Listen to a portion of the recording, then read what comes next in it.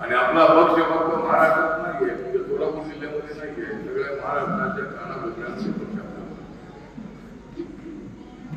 हे की देशामध्ये असं राज्य नाही की त्या ठिकाणी रिपब्लिकन पक्ष नाही. देशामध्ये 28 राज्य आहेत, 28 राज्यामध्ये रिपब्लिकन पक्ष आहेत. साऊथ इंडियामध्ये, नॉर्थ इंडियामध्ये, नॉर्थ ईस्टमध्ये सगळ्या ठिकाणी रिपब्लिकन पक्ष आहे. आपल्या सगळ्यांच्या कृपेने मला दिल्लीला जाण्याची संधी मिळाली. मला नरेंद्र मोदींच्या सरकारमध्ये 3 वेळेला मंत्री बनण्याची संधी मिळाली. महाराष्ट्रामध्ये काय मिळत नाही गोष्ट तरी मी स्वतः अनेक वेळेला नारायणपूर केलेली. पण मी दिल्लीला गेल्यामुळं देशभरामध्ये पक्ष वाढलेला याचा तुम्हाला आनंद असतो. मिळेल मी तर ज्या वेळेला मंत्री होतो त्याच्या अगोदर मला सत्तेचं एक कसं हे मी नव्हतो. नेता बनायचा असेल तर कुठल्या कमिटीमधून नेता म्हणतो अजिबात नाही. मंत्री झाला म्हणजे तो काय फार मोठा झाला अजिबात नाही. मी दुसऱ्यांना अध्यक्ष झालो काय मी अध्यक्ष नाही झालो तरी माझ्या नावाने करतो. देशभरामध्ये पक्ष चालवला माझ्या नावाने झाला. मी अध्यक्ष नसलो तरी माझ्या नावाने चालला. देशामध्ये पक्ष वाढलेला आहे याची माहिती आपण घेतली पाहिजे. आपल्याला माहिती आहे आणि आपल्या नेत्याला किती त्रास द्यायचे आपण ठरवलं पाहिजे. नेता जर जिल्ह्यामध्ये आला असेल तर गावागावातल्या माणसांना चालू पाहिजे. नगरपालिका आहे, महानगरपालिका आहे, जिल्हा परिषद आहे, पंचायत समिती आहे. आपण भाजपसोबत आहोत.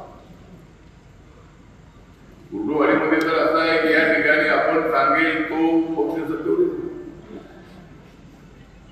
आणि आता बापूसाहेब जगताप आणि अमर माने पूर्वी एकच झालेले.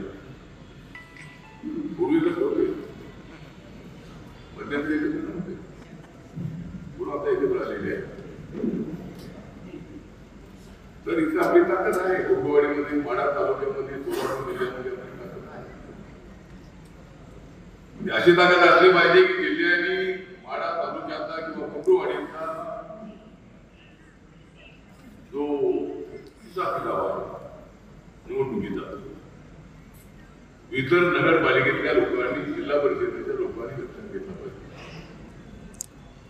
सगळ्या जातीच्या लोकांना जर आपण पक्षामध्ये आणले किंवा त्यांना तिकीट दिली, धनगर समाज आहे, मराठा समाज आहे, मुस्लिम समाज आहे, माळी समाज आहे, मातंग समाज आहे, भटकी मुक्त आहे, बौद्ध समाज आहे,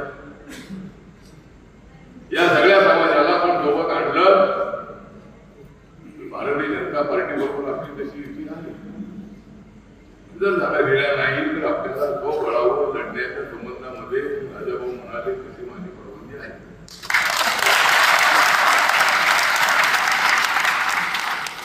पण काँग्रेस पक्षासोबत जाण्याची परवानगी नाही. माननीय शरद पवार साहेबांनी राष्ट्रवादीवर जाण्याची परवानगी नाही. जर भाजपने आपल्याला जागा दिल्या नाही तर तो बळावर लढण्याचा निर्णय आपल्याला घ्यायला हरकत नाही. तो निर्णय घेऊन निवडून आणायचा असेल लोकांना, कार्यकर्त्यांना, सगळ्या जातींचं जे मॅथमॅटिक आहे ते तुम्हाला तयार करावं लागेल. फक्त बौद्ध समाजाच्या मतावर आपण निवडून येणार नाही. पूर्वीच्या काळामध्ये हे तुम्हाला असायचं.